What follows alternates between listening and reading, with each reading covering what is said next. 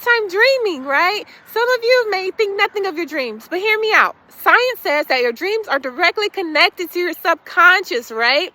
And that can be reflecting your fears, your wants, things that you want subconsciously you may have not even thought of consciously, things that you may think you're healed from. Unhealed traumas can show up in your dreams. And if you believe in God, you're religious or spiritual, then a lot of those people believe that you can receive divine messages, hints on what you should be doing in your life, what you should steer clear from. And just because you dream about a person doesn't mean that your dream is about that. It could be a representation of a situation or feeling that you're harboring in your subconscious.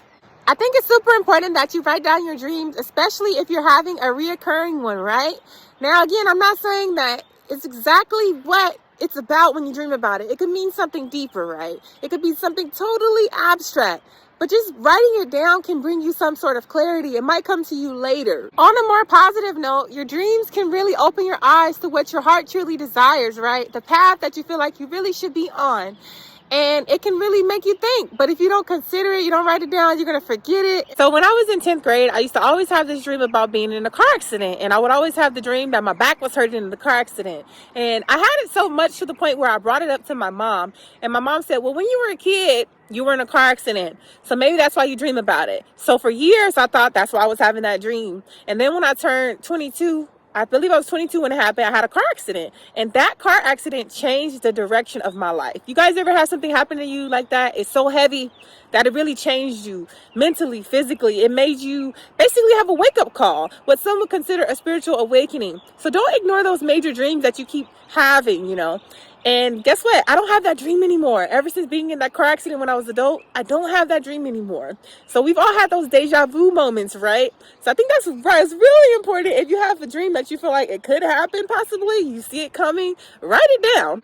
I have only been dream journaling for about 3 weeks, but it's brought me much clarity. So I encourage you to write down your dreams. You are a lot smarter than you would ever think. Your subconscious is very smart, and it has a higher memory than our conscious state. Think about when you're driving. You don't have to keep looking at the gears, right? That's your subconscious working in your favor. When you're typing, you don't have to look at the keyboard. That's your subconscious. So imagine if you were able to pull that level of intelligence from your dreams to help you live a better waking life. Wouldn't that be amazing?